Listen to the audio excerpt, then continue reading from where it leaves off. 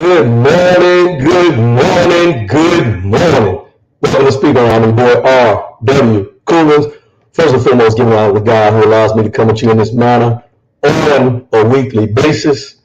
Oh, wait a minute, something ain't right again this morning, y'all. Hold on for a minute. Hold on.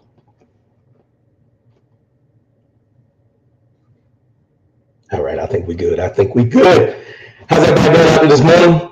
RWCoolins.com is the website. All social media platforms are RW Coolins. Go there, search, share, subscribe. Broadcasting live on YouTube and Facebook this morning. Hey, we do this every Saturday morning, 10 a.m. Eastern, 7 a.m. Pacific. Oh, what's going on this morning? Hope everybody can hear me out there because I'm hearing a little feedback on my end. Hopefully y'all don't hear that. So we should be good to go. 844-904-2665, 844-904-2665. No matter what the situation is, let your voice be heard. Always ask and say what you mean what you say. I'm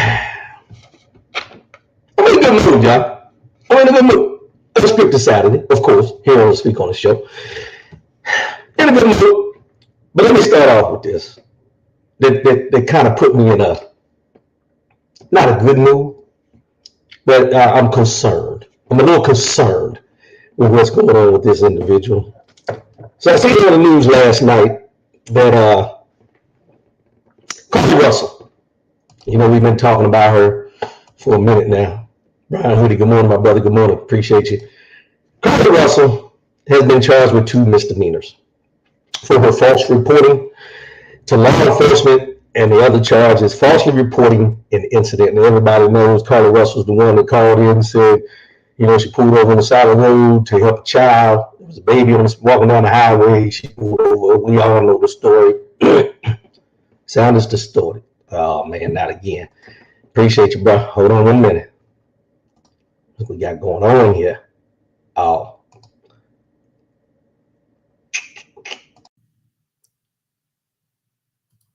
We should be good now. Sorry about that, y'all. Some things click, some things click. Nancy Obing, Nancy Ann, greetings from Mr. C from Tanzania. Much love and respect. Tanzania. We all around the world, y'all. We all around the world, y'all. April Weed, good morning, sis. Good morning. Appreciate y'all. So let me go back because I got a little thrown off. Hopefully the sound is good now. It looks like it's good now because it's appreciate that, Brian Hoodie. It's good now. So let me start over again. Carly Russell. So as we know, Carly Russell child walking down the highway. She reported, and then she said somebody snatched her up, kidnapped her, or anything. But this week she was charged with 2 misdemeanors: false reporting to law enforcement and falsely reporting an incident. We knew there was going to be consequences once we found out that what happened that she said happened didn't happen. But I'm gonna ask this question, and y'all bear with me when I ask this question, because as I said, Carlee Russell, in my opinion, was calling out for help. She wanted some attention, but she went about it the wrong way, and now this is where she's at, being charged with 2 misdemeanors. But I want people to think about something, and we see it a lot. I just seen something the other day where a guy was out fishing, and some woman approached him, asked him if he was authorized to be there, continued to harass him and everything. He never moved. He kept fishing. Black man. Then another neighbor came out there to confront him, because what happened after the fact, this was a couple of days later, after the fact, the woman who confronted him, because he videoed everything and posted it online, lost her job. So the person that came out to talk to him in the video I seen after the fact was trying to convince him to take the video down and do something to help her get her job back. Now, I don't know if she called the police, but we've seen incidents, the bird watcher, one incident, and other incidents where people call the police on people of color where they don't think they're supposed to be, or they're in a fishing hole they don't think they're supposed to be, or they don't think they're in the right neighborhood, they're in a pool, all these different things. But I don't recall, it's just me now, these false allegations that they do when they call people in and say that they're doing something, or they're trying to hurt somebody or breaking it. I don't recall ever seeing anyone charged with any type of misdemeanors or anything like that. Now, maybe, I'm saying maybe, Carlee Russell's being charged for the simple fact of what she did, and because it was publicly highlighted, national news, international news, that's why they're holding her accountable with these charges. But I'm going to keep an eye. I'm going to keep an eye for y'all to find out if this is something that's consistent when these stories come out, where people are calling the police, falsely reporting things, because this was a false report. Let's just call it what it is. It says a misdemeanor. And it was a false reporting to law enforcement and falsely reporting an incident. Sounds simple. But we've seen too many instances where the cops have been called on people of color for being somewhere that somebody didn't think they were supposed to be. But I don't recall anybody being held accountable with no misdemeanor charge. Now, they may lose their job, but I don't recall no misdemeanor charges through the police department. But you got to go get a lawyer. You got to defend yourself. Just saying. Now, I don't want everybody to know this now. I'm not putting this in no comparison. I'm just speaking facts. These are facts. We all see it. Speaking facts. Orlando Valentine. Tito, my brother, good morning. Do your thing. Keep speaking. Appreciate you, bro. Appreciate you. Love you, bro. OT, my brother from another mother. Appreciate you, bro. Thanks for tuning in this morning. So that's where we're at with Carlee Russell, man. So let's keep her in our prayers. As I mentioned, a lot of people are torn with Carlee Russell because of what she did. But as I said last week, and I'll continue to say it, we have to step back sometimes and have some grace. We need to afford grace to some folks because we don't know their trials and tribulations, just like nobody knows your trials and tribulations. But at the end of the day, we want grace. We need to be able to give grace in certain instances. Just put it out there for a little bit for y'all up there in the cheap seats. Have a little grace. Have a little grace. That's all I'm saying.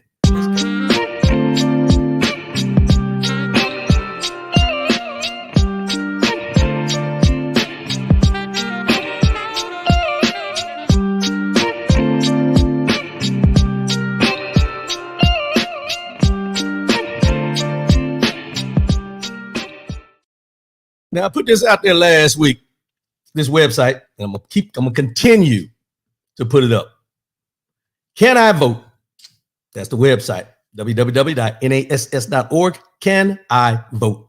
And this website, you can go there. I don't know, somebody chime in and tell me if you went and checked it. But you can go in there, you can find out if you're registered, find out how you're registered, make sure your address is good, make sure that the next election coming up, which is around the corner, that you're registered, everything's good to go with you. look up some other people, do what you have to do to make sure that in the system, everything for you is correct. Now, you go on the internet and search Google, you go on there, you're doing little TikTok dances and Instagram and Facebook and, stalking people on Facebook, see what they do. Go in there and make sure you're able to vote. Make sure you're registered the correct way. Don't wait till, as I say, the 23rd hour and 59 minutes to realize that something you could have took 2 minutes to do that you chose not to do has now caused you to have to go and fight for your right to vote. Not fight for your right to party, fight for your right to vote. It's simple. Take you about 2 minutes to get in there, do what you do, look it up, make sure you're good to go. Do your family members, do those that may not have computer access, go in there and check and make sure. This is something that we take for granted at times, but we had a lot of people that have died on our behalf in order for us to have this right to vote. Do not take it for granted. Now, you got the right not to vote, but I would say even if you don't choose to vote, make sure that you have an option. Make sure you have go in there and make sure that if you decide that you have the option. You don't want to go in there and then wake up one morning and say, man, I'm going to vote, and then nothing. You got to be proactive. You're going to continue to hear me say proactive, not reactive. That's what we need to be doing here as we come up on this voting, and we're going to get into some things about voting a little bit later on, but we got to be proactive. www.nass.org. Can I vote? It's that simple. And I think NASS, if I recall, is National Association of Secretaries of State. Go there and check it out. Go in there, make sure you can vote. We're gonna keep plugging away at that. We're gonna keep plugging away with it. Let's go.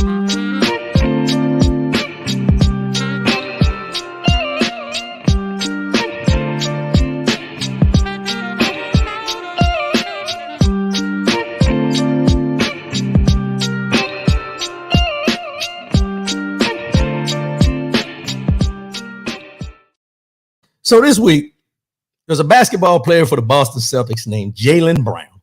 Jaylen Brown just signed a extension.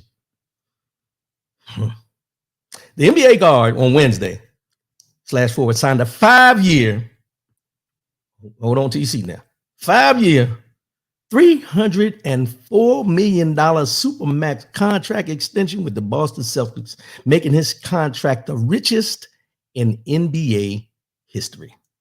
Jaylen Brown, contract extension, 5 years, $304 million, max contract ever in sports, in NBA history. Let me clear that. In NBA history. Wow. Shalom. Good morning. Good morning. Appreciate the support. Thanks for tuning in. $304 million now. Just think about that for a minute. $304 million for putting a ball through a hoop. Now, I ain't never going to count nobody's pocket change. I'm not going to be in nobody's wallet. No, that's just not who I am. But I bring this up to bring this up. Jaylen Brown got signed to this contract and is making this much money. But what he did this week is not really being talked about. And let's just talk about it now. Jaylen Brown is making significant strides off the court as he works to bring Black Wall Street to Boston and address the unsettling wealth disparity. Given the significant deal, Brown said discussing a 1-year commitment in the community makes sense. He also noted Boston's wealth imbalance that no one wants to talk about, he says, is among the highest in the country and contends that we can all do better. This is what he said. I want to launch a project to bring Black Wall Street here in Boston. I wanted to attack the wealth disparity here. I think there's analytics that supports that stimulating the wealth gap could actually be something that could be better meant for the entire community. That's why I'm counting his money. And not really counting his money, but identifying the fact that this man signed a $304 million contract. And he's finding a way, somehow, some way, being that he signed the largest NBA contract to do something to give back. This is what I'm talking about that gets lost in the sauce. These are the things that we don't hear about that people are doing. Now I understand we don't need to hear about every donation these players are making or the rich are making or what kind of moves they're making and all that kind of stuff. But when they're doing something that's going to impact the community and try to build some, I won't say generational wealth, but you can look at it that way within our community because they're making so much money and they feel that urge and that need to give back. These are the things we need to recognize, because here's why I bring this up. Before I bring it up, let me say good morning to somebody. Good morning, Pearl Burrow. Appreciate you for tuning in. Thanks for the support. So here's why I bring this up. Got another good morning coming in. Good morning, Vernick Allen. Good morning. Good morning. Appreciate you. Tell Big Bro I said, well, good morning. So here's why I bring this up. We always hear about these people, these athletes, and how much money they make, how much of a contract they sign, how much is for, how many years, and no trade clauses. We hear all these different things. And then when they go out there to play, we rate them as far as their play on how much money they're making. And if they're not playing at the level we think they should by the money they're being paid, we're on them like a bad habit. Most, I say we, but most of us are. If that's your team and he plays for the Boston Celtics and he ain't looking like a $304 million man, you're going to have something to say. But when are you going to step back for a minute from the sports mindset and what he's doing out there running up and down the basketball court and how good he's playing and everything, and look at what the impact he's doing within his community for the people who are less fortunate, to get them a leg up, to help them open businesses, because everybody needs to understand something. As much as people talk about Boston and the Massachusetts area, there is rampant racism still festering in Boston. Now, a lot of people always talk about down south. Let's just be real. They talk about down south all the time. But Boston, let me tell you something. All the water ain't clean in Boston. Bill Russell has talked about it many times, and he played in Boston for years and years and years. He was winning championships for them. They loved him. But he was still looked at, when he walked the streets, as a no good, disrespected black man. So you have to take that into account when we talk about these players signing these contracts, and take it away sometimes from the court. And what are they doing in life? You know, we hear a lot of them to open schools up. We hear a lot of them doing different things in the communities and everything like that. And that's fine. And that's what, and we shouldn't, here's where I want to draw this line now. There should not be an expectation that they have to do these things. But we also should have some type of congratulations when they decide to do these things. There's a balance there. A lot of people don't like to talk about balance, but there's a balance there. That's his money. Ain't nobody, excuse me for saying ain't. There's nobody coming to you when you get a pay raise saying, well, now that you got that pay raise, you think you can hook up the rec center over there and donate a little something. The church may come to you and say, hey, I heard you got a raise. You gonna up that 10% on that tithe there? I ain't talking about the church. Don't y'all judge me. I ain't talking about the church. I'm just saying, think about it in those terms when we talk about the athlete. And then when we're talking about us. We get a raise, ain't nobody in your pocket counting your money, because we look at it as pennies on the dollar. But if we started judging ourselves like we do these athletes because of how much money they make each time they get a raise or they sign a new contract, if you looked at yourself that way, even though you may not be making millions of dollars, but you get that raise, ain't nobody ringing your doorbell or calling your phone telling me, hey, heard you got a raise, you're going to try to invest in this, you're going to try to do this, you're going to try to do that. If they did, you would be very quiet about how much money you making if you get raised. You ain't telling nobody, because somebody gonna tell somebody, and then somebody gonna be calling your phone asking for a donation. Let's just keep it real.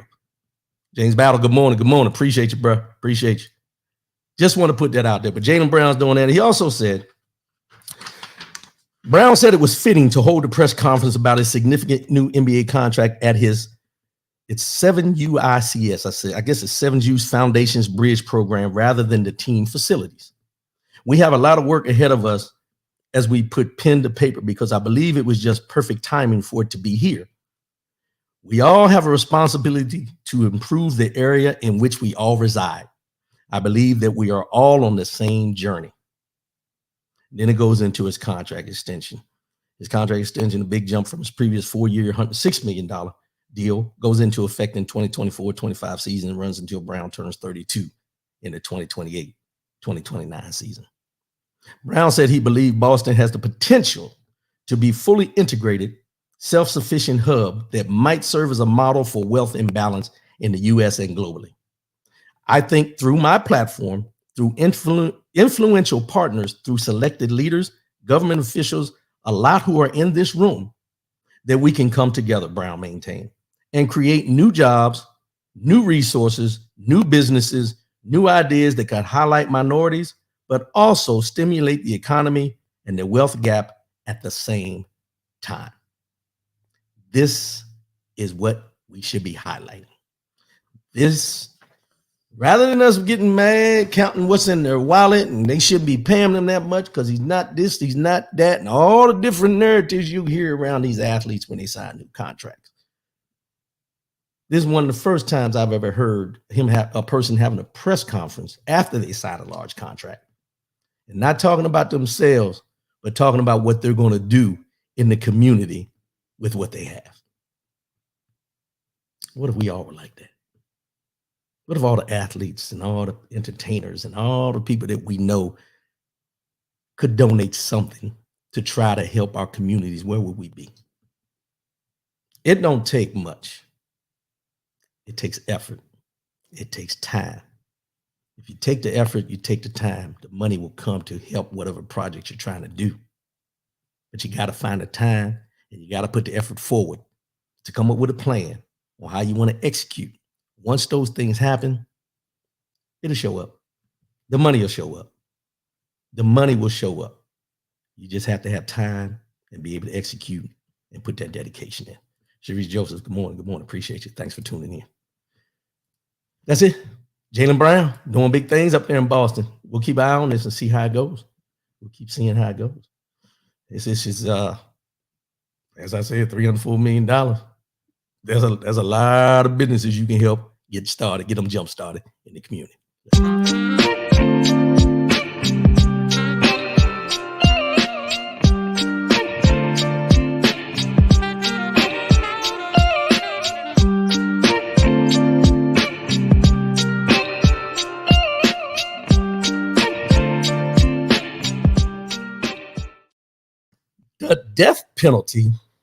The death penalty has been banned.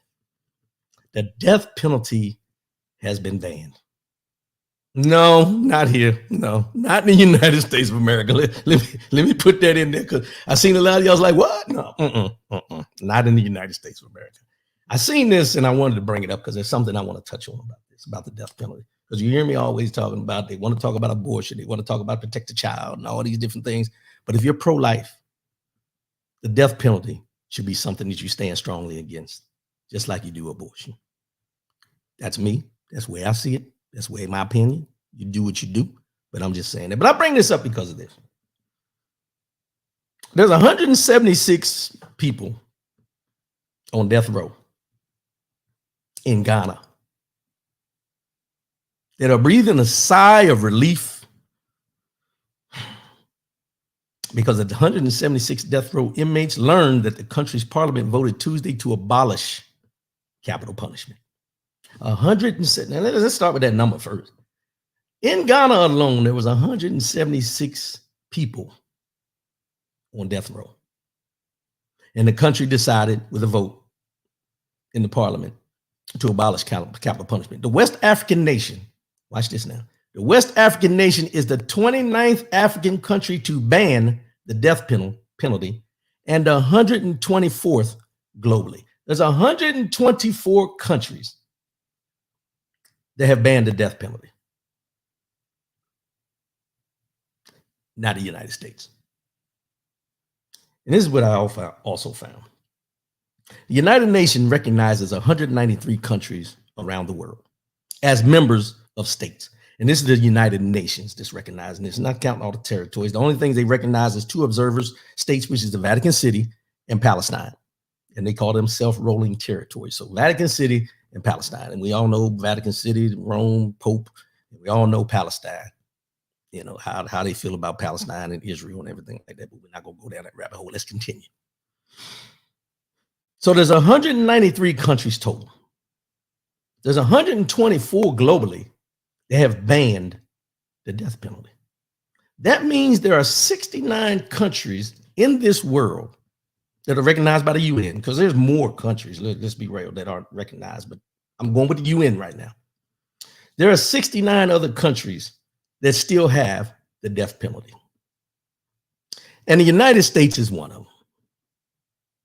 So I have to ask the question when I seen this is, why is it, and why does it seem that the United States of America, who we go around all these different countries and we try to make them turn into a democracy. We try to impose our will. We want them to have human rights. You know, we hold these leaders and we don't deal with certain ones like North Korea and Russia and all of them. We always hear the United States talking about human rights violations, human rights violations, human rights violations. But we here in this country still have the death penalty. We talk about Africa, the continent. Let's be real now, the continent of Africa. But on the continent of Africa alone, there's 29 countries that have banned the death penalty in Africa. But we in the United States still have the death penalty. We talk about the continent of Africa and the countries in Africa as your former president called them shithole countries, all these different things, but those countries are smart enough to know that the death penalty is not the way to go to punish people for crimes committed. But we here continue to have the death penalty on the rolls. We still have people on death row for years and years and years. We do lethal injection. Now we got firing squads. We got all these different ways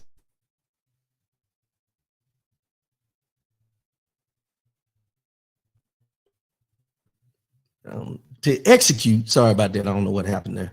We have all these different ways to execute people, to put people to death for crimes they committed. But we've never had the argument, and never had the conversation about banning the death penalty here in the United States. It comes up every blue moon and it's just swept under the rug. It comes up when a lethal injection goes wrong, or we hear about the death penalty and death row when someone's fighting or they're getting their last meal and there's a stay of execution and all these different things. But you never hear a conversation about banning it. But then we have these places like in Africa, these countries in Africa, on the continent of Africa, which is only 29 of the 124, which tells you something.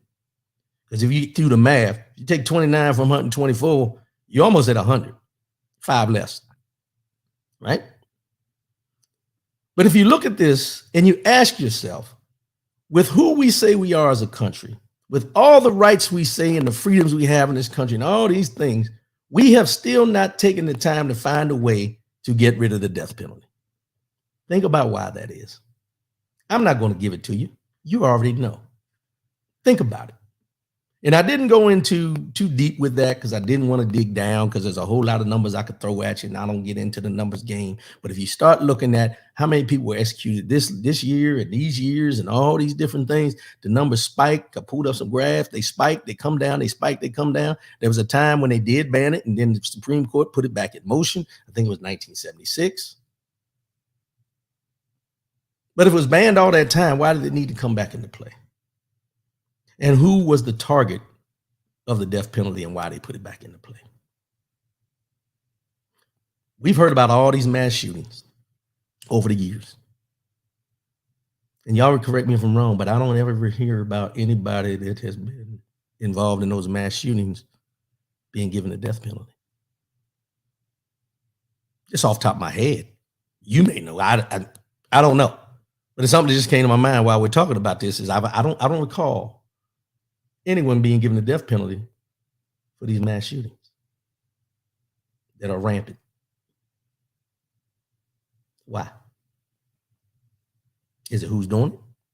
Is it because they don't see the mass shootings as a big issue? You know, because if you start giving people the death penalty before mass shootings, then you got to talk about the guns. See how that all rolls in together? Now you got to talk about the gun rights, the Second Amendment. You got to talk about all those things if you get into the fact of we're going to put people on death row that do mass shootings. Now you got to start looking at the gun legislation, which they don't want to go down that rabbit hole because now you're talking about taking people's guns away and so on and so forth.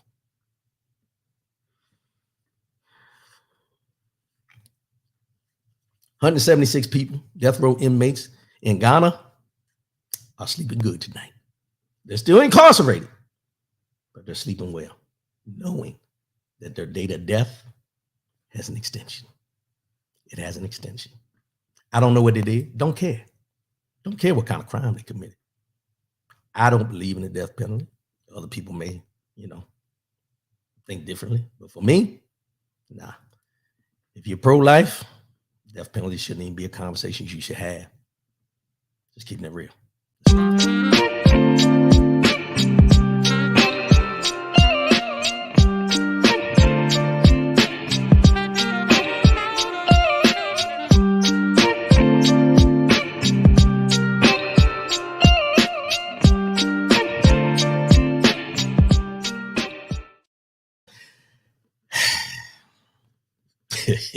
You know, when I take a deep breath, I'm trying to get myself together.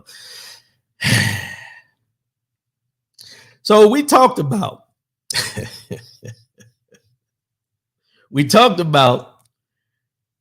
African American history in Florida. We talked about the fact that they wanted to say that the skills that the slaves learned while being enslaved were benefits to them as far as learning a trade and all these different things, the narratives they try to put on slavery and all that kind of stuff, right? And when it first came out, you had Kamala Harris, Vice President Kamala Harris, went down and she spoke her mind, very passionate about what she had to say about this. And there was a lot of people, Ron DeSantis, who's over top of Florida, the governor of Florida, he pushed back on it a little bit here and there, but it was crickets. Nobody was saying anything at all. You didn't hear anything from other politicians. You didn't hear anything from the people in charge or anything. The only one you really heard about was Kamala Harris, and they highlighted her and exactly what she said about being against them, saying that slavery was a benefit to the skills and everything like that. Faye Jackson, good morning, my brother. I appreciate you, man. But this week, the tables turned. Tables turned a little bit. And it's funny how they turned, when they turned, and who they turned for. So I'm going to start off with this here. I found this. Let me take this down so everybody can see it. There we go. So it said, let's say it again. Studying history will sometimes disturb you. Studying history will sometimes upset you. Studying history will sometimes make you furious. If studying history always makes you feel proud and happy, you probably aren't studying history. And I bring this up because when I seen this, it jumped out at me because it's a true statement to its core. If you're studying history and everything about history is great to you or you agree with, or then you get into the point of, not being disturbed about what happened, or you can kind of correlate your feelings with the feelings of per se Hitler, or any of the atrocities that happened here in the United States of America during slavery or the Jim Crow or the civil rights or any of those type of things that you feel strongly about. And if you notice, this person with this helmet on got the rebel flag on the side. So we know what time this was when this picture was taken. But I digress. Let me get back. But, let's say it again. Let me read this one more time. Let's say it again. Studying history will sometimes disturb you. Studying history will sometimes upset you. Studying history will sometimes make you furious. If studying history always makes you feel proud and happy, you probably aren't studying history. And I bring this up, as I said, because if you think about when people want to talk about, and I'll just bring this up when I mention the rebel flag, the Confederate flag. And they talk about, that's our heritage. That's our well, you're talking about a history that you're trying to eliminate the fact that these people were all about keeping slaves.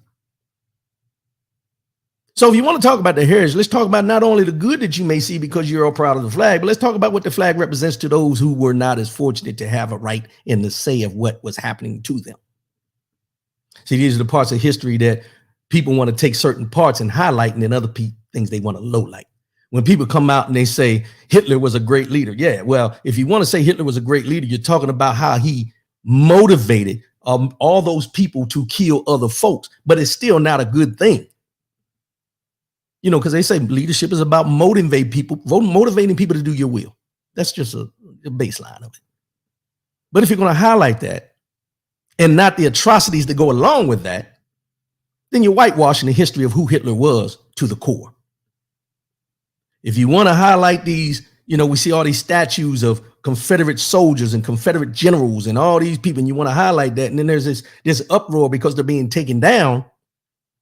And you don't understand why they're taken down, because they're considered heroes of what they did during the war. But you also have to take into account what their atrocities were and what they did to human people during that time, that you call them great leaders, great soldiers of the Confederacy.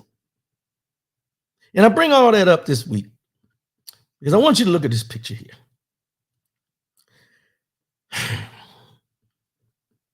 These are all Republican representatives, one senator, two representatives, one senator, two representatives, one senator. Tim Scott, Senator, South Carolina. Byron Daniels, representative from Florida. John James, representative from Michigan. All Republicans. And I don't say that to go against the Republicans. You do what you do. You vote how you vote. Not my movies, not my circus. But these three decided this week, after Kamala Harris went off about, you know, what was done in Florida with the teaching, to decide they wanted to speak out this week. And Republican Congressman John James, which is all the way to the right, you see his name, tore into Florida Governor Ron DeSantis and his 2024 presidential campaign Friday now, for attacking Black Republican lawmakers who criticized Florida's controversial new Black history curriculum. The curriculum includes the line, slaves develop skills which in some instances could be applied for their personal benefit. So John James didn't get upset initially when it came out. He got upset because Ron DeSantis' campaign attacked Tim Scott and Byron Daniels for speaking out about the line in there that says slaves develop skills which in some instances could be applied for their personal benefit. That's the only reason John James has spoken out about this. Huh? So until he decided to attack two of the, you know, African-American Black representatives that are in Congress and the Senate, just like you didn't have a problem with the verbiage and what they're doing to whitewash the history in Florida. But until they attack those two, now it's an issue. Let me continue. DeSantis has been engaged in a tense online feud with Representative Byron Donalds, the representative from Florida, who slammed the curriculum this week. Donalds, a pro-Trump conservative, said on Wednesday that the part of the curriculum that features the personal benefits of slavery is wrong and needs to be adjusted. Never once did he mention, and never once have you heard any of these three say anything about the relinquishment of affirmative action. I haven't heard anything. I haven't heard them speak up about, you know, diversity, equity, and inclusion being eliminated from workplaces and campuses and anything like that. I haven't heard any of them speak up about that. But they spoke up about one line. Watch me now. One line that they put in the curriculum when they're teaching African-American history in Florida. One line. Not the whole curriculum, not them eliminating, not them whitewashing. One line. Tim Scott, the only Black Republican member of the U.S. Senate, running for president as well, slammed DeSantis and argued there was no silver lining to slavery after the Florida governor defended the curriculum. There was no silver lining to slavery. Again, the only focus is the one line that was said about it being a benefit, as DeSantis said, for, the the blacksmith, the one making the horseshoes or putting the horseshoes on the horses. It was a benefit for him because he learned a trade. But these three, I identify as the Republican black delegation. The Republican black delegation. Now, I don't get into name calling. I just give you facts. And what I want you to understand is this.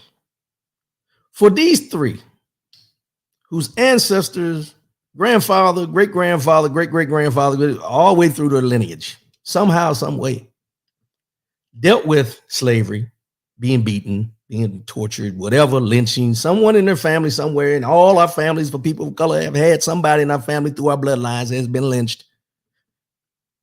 These three only found one problem with Florida and what they've been trying to do as far as eliminate African-American history and how it's taught. And they represent the constituency in their states: Florida, South Carolina, and Michigan.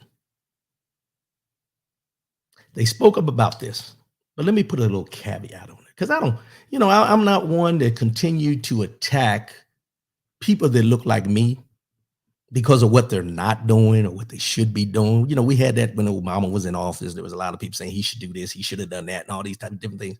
I get it. We expect a lot. We do. Let's just be real. We do. We expect them to do a lot of things. But what we don't expect them to do is be continually against what we're fighting for. But I also want to put this caveat in there, and this caveat is the fact of, why is it that only these three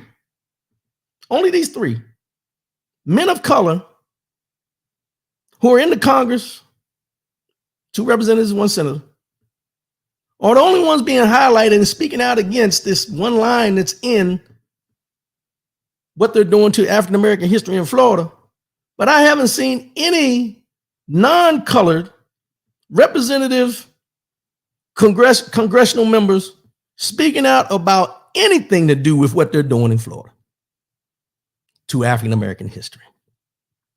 See, and I want to make this clear. We pinpoint the ones that look like us, that we feel are not doing right by us. Let's just be real about this. But you have to look at the big picture, because here's the thing. These are only 3 of the numerous people that sit in the Congress and the Senate. These are only 3 of the people that are in your state legislature that represent the constituency when it comes to putting laws and things into effect. All of them do not look like these 3. But we haven't heard from many of them, and from my instance, any of them, to speak out about the injustices that's being done about the changing of the guard as far as the history, how it's being taught in Florida, the things that are going on in Florida. And then let's just talk about Florida for a minute.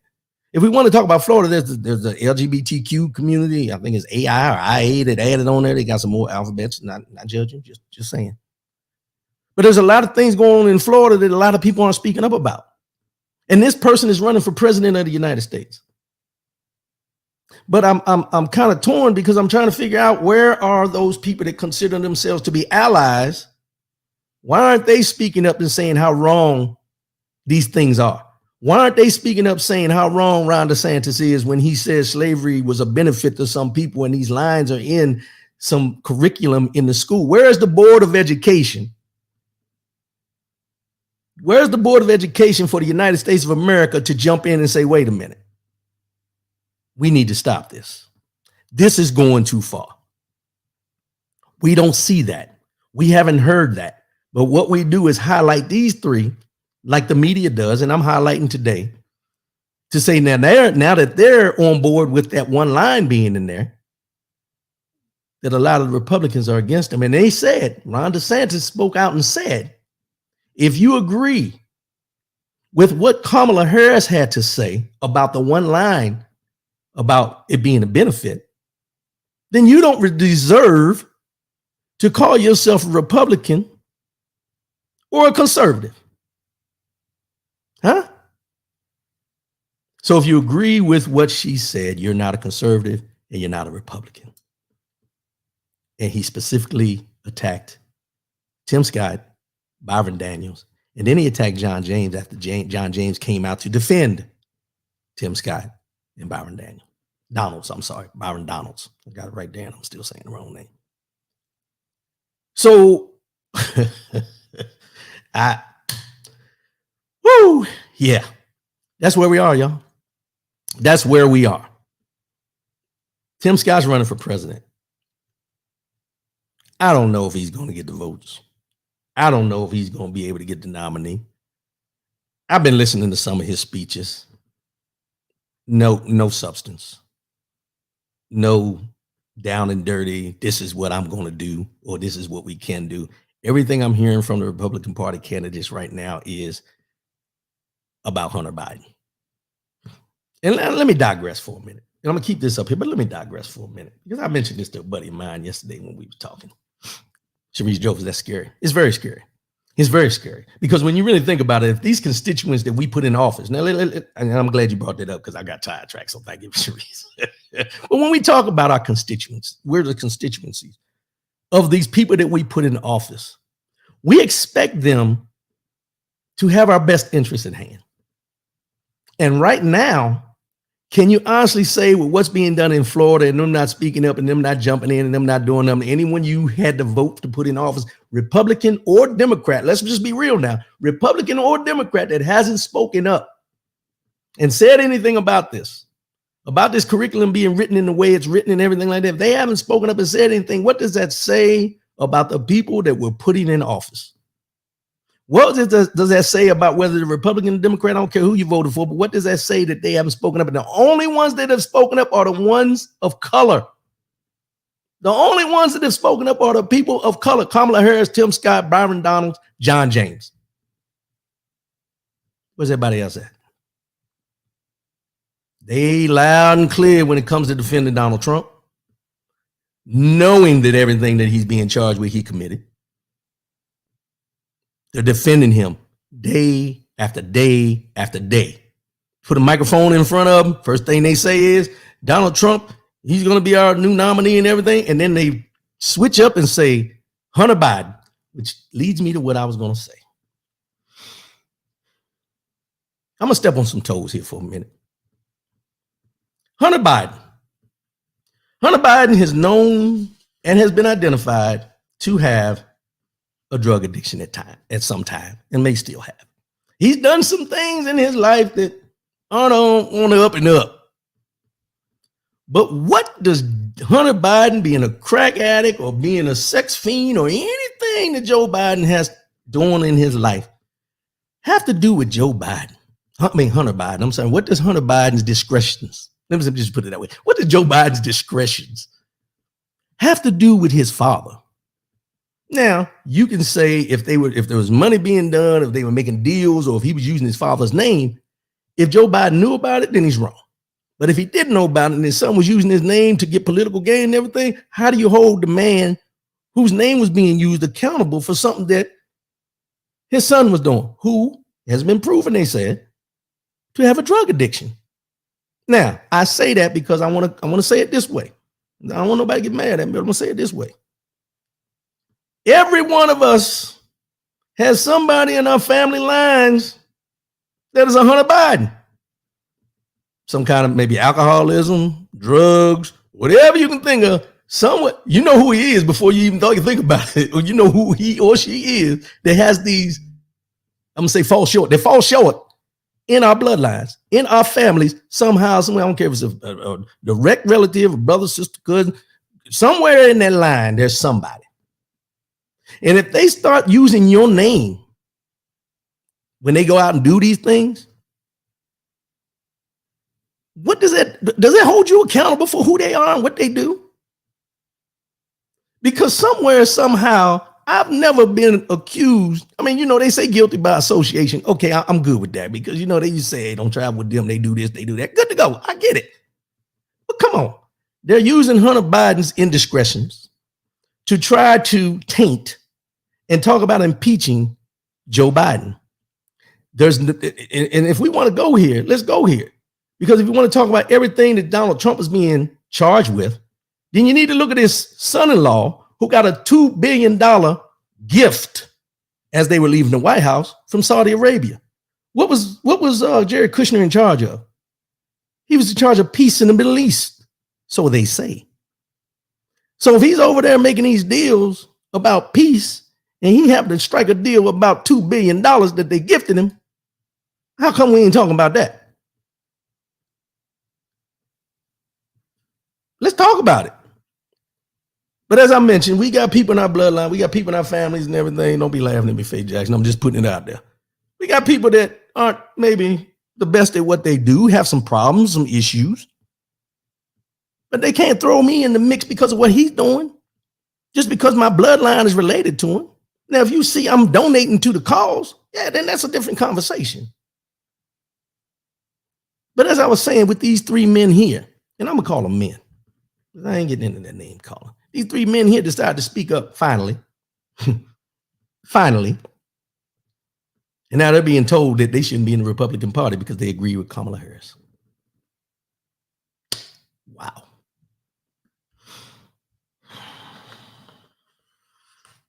And then he said this. This is what Mr. John James had to say. He tweeted. He didn't say it. He tweeted it at Ron DeSantis. And he said at Ron DeSantis. Number one, slavery was not CTE. Everybody knows what CTE is. CTE is what they say that football players get from the constant banging of their heads with the helmets and everything. They said slavery was not CTE. Nothing about that 400 years of evil was a net benefit to my ancestors. Number two, there are only 5 Black Republicans in Congress, and you're attacking 2 of them.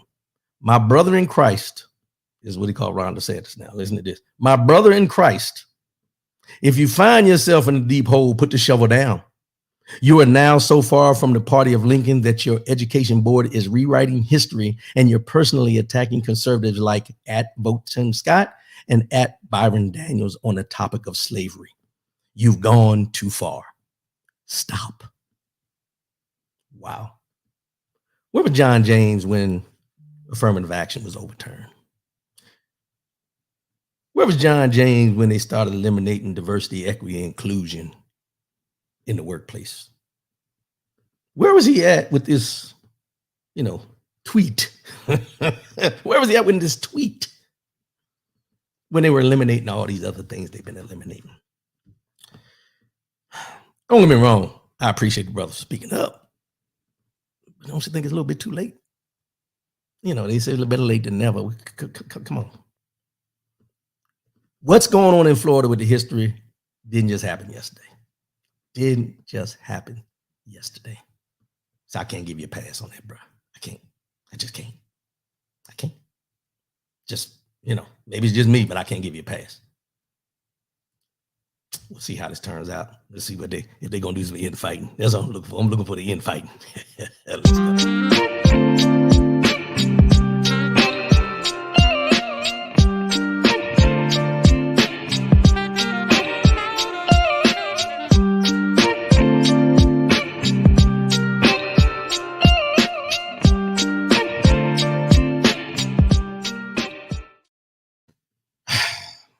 It's another one, y'all. Alabama, New Bern, Alabama.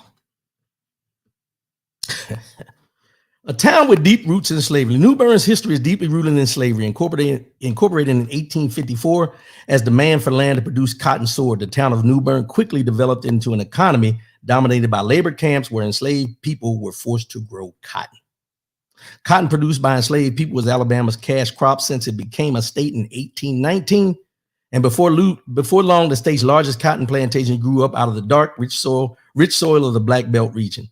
Cotton production depended on enslaved workers, and the number of enslaved people in Alabama grew from 47,449 in 1820 to 45,080 by 1860.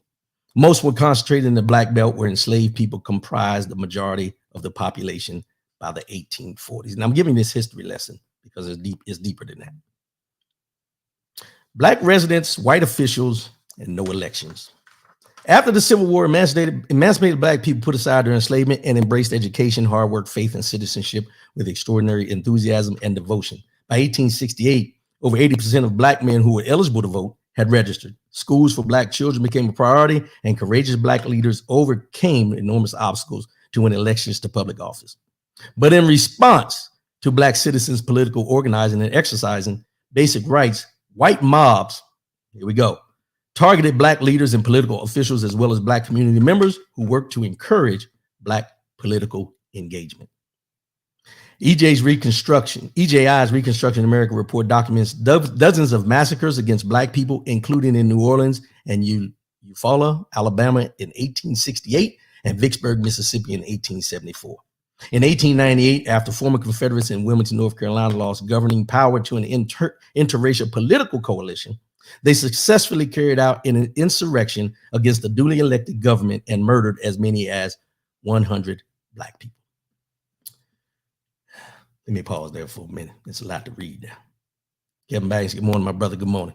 So I'm talking about New Bern, Alabama. So let's continue. In New Bern, where 85% of the town's 275 residents are Black, white leaders have held on to political control by avoiding elections altogether for at least 6. I want you to hear this. In New Bern, Alabama, where 85% of the town's 275 residents are Black, white leaders have held on to political control by avoiding elections altogether for at least 6 decades. Born and raised in New Bern, 83-year-old Hattie Hollis could not recall a single election being held. She said, not that I know of. I can't remember any election. Instead, and this is where it gets good. Instead, as Haywood Stokes III acknowledged in a court filing, the title of mayor has simply been passed down from individual to anyone who would agree to be mayor without regard to elections. Mr. Stokes, a white man whose ancestor, Peter P. Stokes, enslaved at least 5 Black people, became the town's mayor in this manner in 2008, when he inherited the position from Haywood Stokes Jr. New Bern, Alabama. Let's bring this up for a minute. Let me add this. This here on the right is the best picture I can find. Is Mr. Haywood Woody Stokes. He's been the mayor since 2008. He wasn't voted in. Excuse my crack. He wasn't voted in. It was given to him by family. They just been passing it down. They haven't had any elections. They haven't had anything in this city for over 6 decades. They have just passed it on from one person to another person in a majority African-American city in Alabama.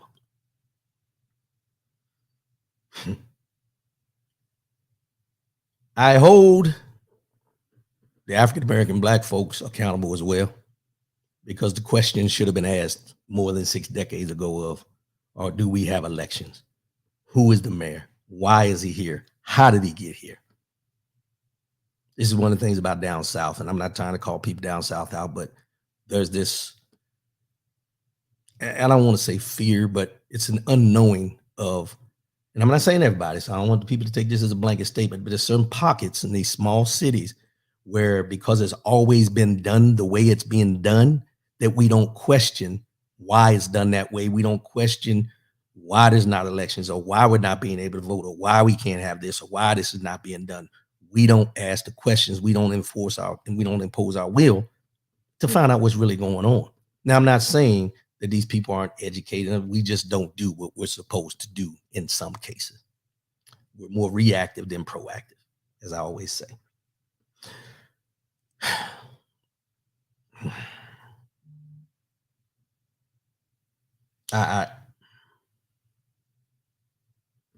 So the person that is in the other picture is Patrick Braxton. He's the first black mayor of New Bern. And he's filed a federal civil rights lawsuit alleging that the former mayor and city council members violated the Constitution when they locked him out of the town hall and barred him from office. The mayor of a tiny Alabama town less than an hour from Selma has argued he should be immune. Woody Stokes. He said he should be immune from a civil rights lawsuit in a secret meeting to keep the city's first ever black mayor and 5 black city council members out of office is not a sufficiently clear violation of constitutional rights. Patrick Braxton, along with James Ballard, Barbara Patrick, Janice Quarles, and Wanda Scott, sued the city of New Bern, Alabama, and alleged that despite being legally entitled to take office, they were prevented from doing so when white residents refused to accept the results of a 2020 election. Sound familiar? 2020 election. He didn't win. We're not counting the votes. So Haywood, let me break something down to you. Woody, Mr. Braxton talked to Haywood, Woody Stokes, and asked him about running for mayor. And he said, we really don't have elections, but if you want to run, you can run. That's not the way we do it here, but you can run. So Mr. Braxton took it upon himself to read up, find out what was going on. And this is what he said. Mr. Braxton said in April 2020, he informed Mr. Stokes that he intended to seek election as mayor, but that Stokes intentionally provided him with incorrect information as to how to qualify for the election and failed to notify the public about the election. Despite any attempts to deter him, Braxton said he followed the law and properly qualified as a candidate. Braxton said that Stokes did not bother to qualify as a candidate himself, even though he knew Braxton was planning to challenge him. Braxton alleges that after he won the election, county probate judge Arthur Crawford told him that since no one had qualified or been elected to town council positions, Braxton could appoint council members. Braxton said he asked both black and white residents to serve, but no white residents agreed to join his council. This here is a picture of Mr. Braxton's new council. And these people are, I wrote them down somewhere. Hold on, y'all. I want to get the names right. Is Mr. Braxton? Oh, where'd I put it? Okay. That's Mr. Braxton, Miss Janice Quarles, Barbara Patrick, and James Ballard. These are the 3 that are with Mr. Braxton in this photo. Missing is Reverend James Williams. He's the 5th member of this council. All New Bern residents over 70 years old. All of them are over 70 years old, and these are the new council for New Bern, Alabama. Because Mr. Braxton took the time to do the research and find out what needed to be done for him to be able to run for mayor of his city. Now, it also says they recalled only 2 other former mayors besides Stokes. Robert Waffle, who served as mayor for 44 years, and Paul Owens, who served on the town council for 33 years and as mayor for 11 years. That's 55 years by itself. And then you got old Woody Haywood, Mr. Haywood Stokes. They was in there for a long period of time after that. Like Ms. Hollis said, there had been no elections in New Bern for as long as they could remember. So they put the lawsuit in. Haywood said he shouldn't be charged because he ain't did nothing wrong. Woo. Braxton now argues that he was elected mayor by default, and that as a result, he is the first black mayor of New Bern in the town's 165-year history. 85% of the population is black, has been black for over 50 years.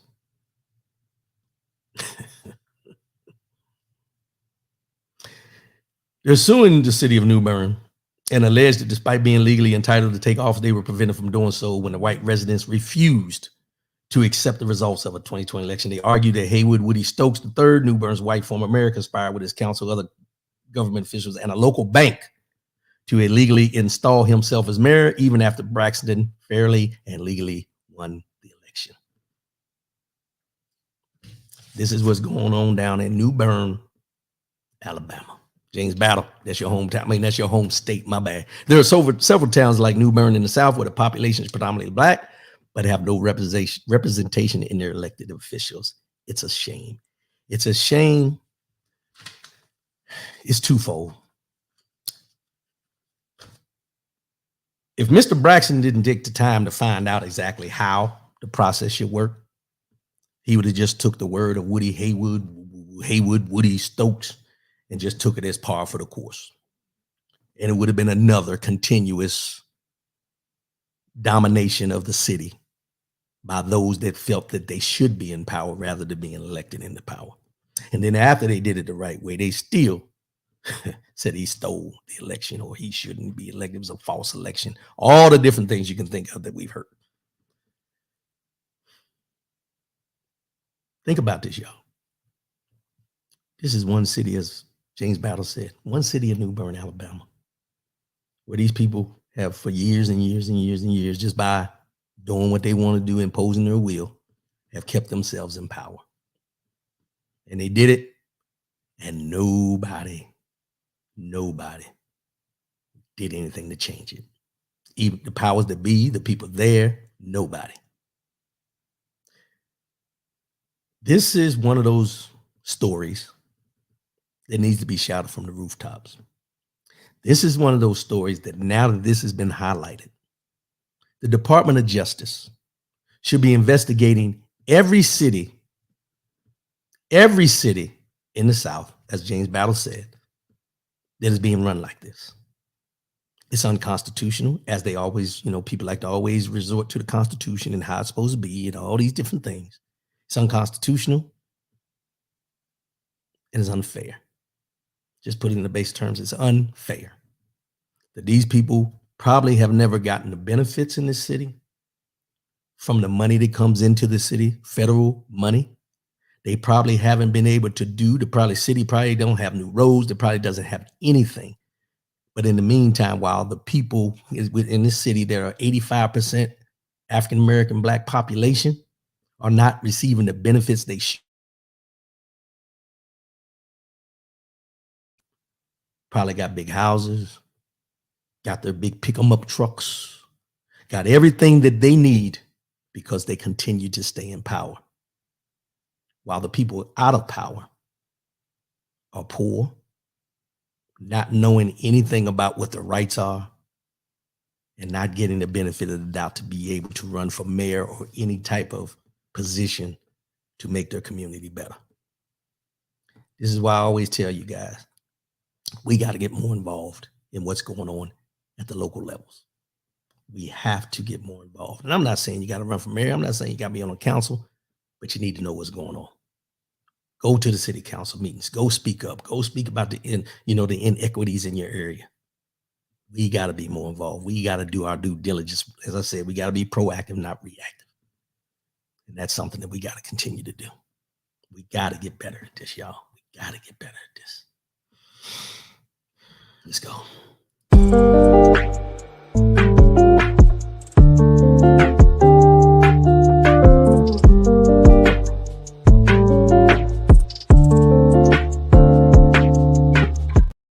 Mind, body, and soul. Mind, body, and soul. It's the year 2023. We just trying to become a better you. Better than you were yesterday, better than you were last year. No resolutions, none of that kind of stuff. Just becoming a better you. Today, one simple word for the mind, body, and soul. Pride.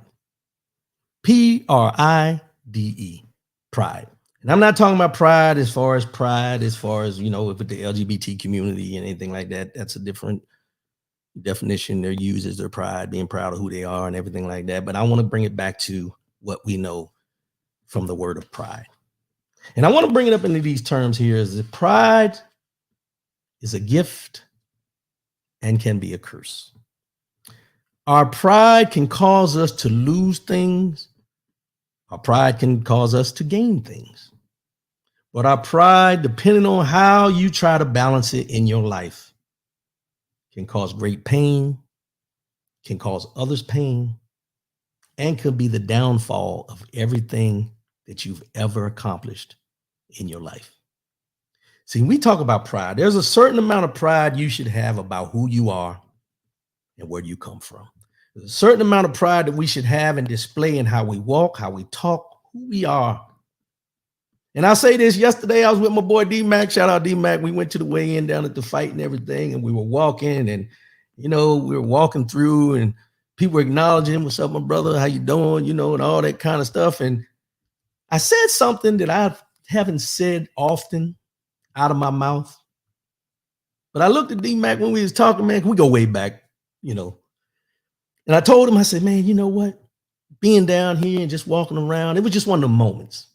Sitting down, talking to people that I've never met before, and meeting people. We met a Q dog, the fraternity he sat there, talked to us for a long period of time.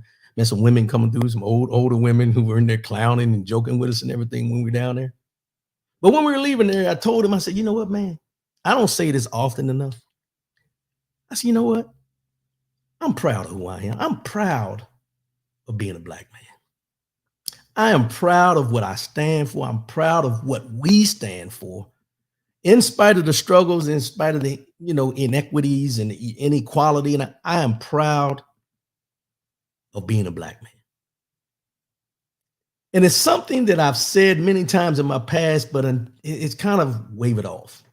And I don't know what has caused that, because sometimes our pride, we walk with our pride. We're proud of who we are and everything, but it can be overwhelming and overpowering to some folks when you display and you have that aura of being a proud person, especially as a proud black man in this country. Let's just be honest about it.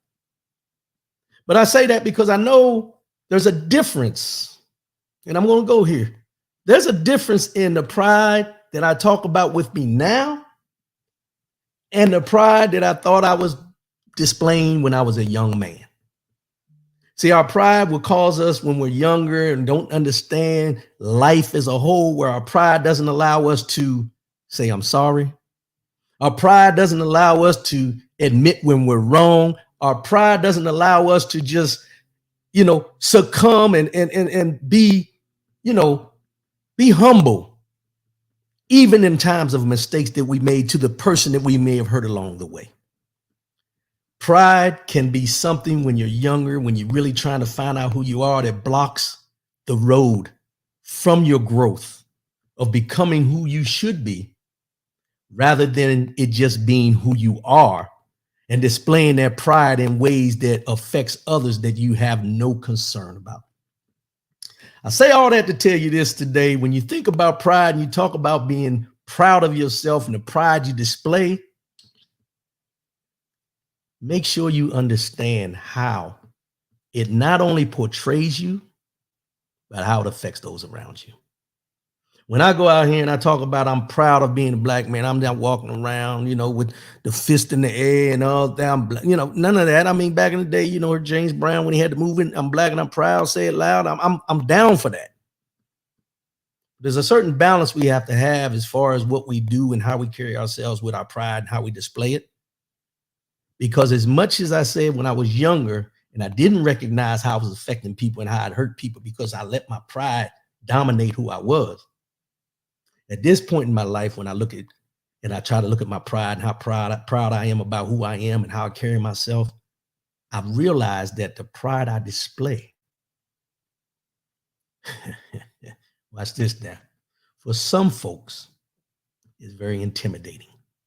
It's very intimidating because they don't expect you, no matter how much you've been through, no matter what you face, they don't expect you to still walk with your chest out. They still don't expect you to walk with your head up.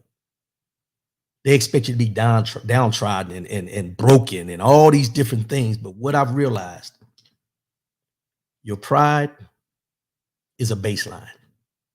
Your pride is a baseline, but you have to be humble.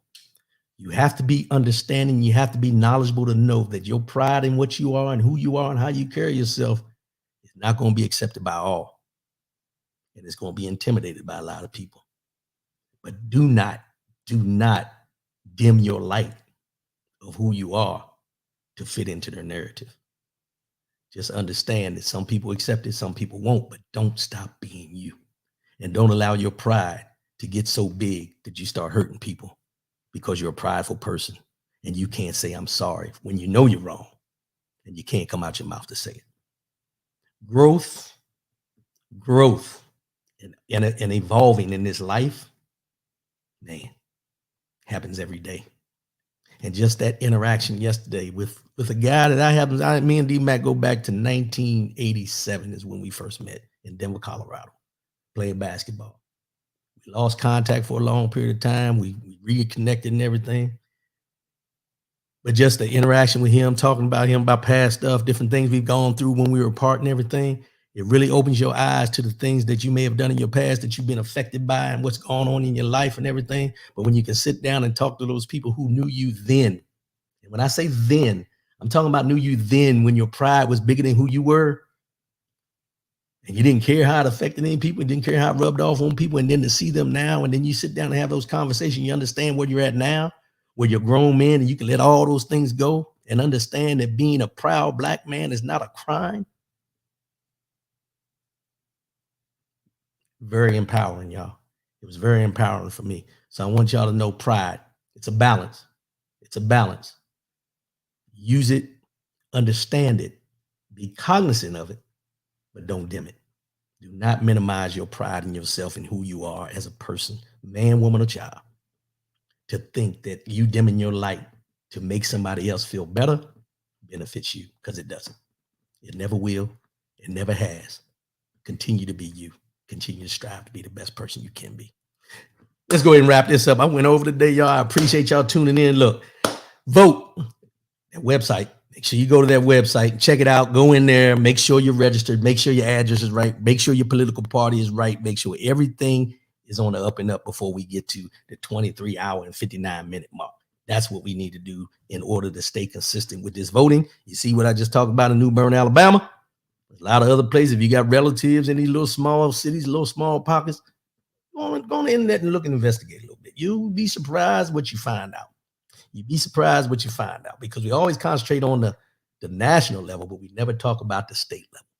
We never talk about the states. We never talk about the cities. We need to get more involved in our local legislation and what's going on.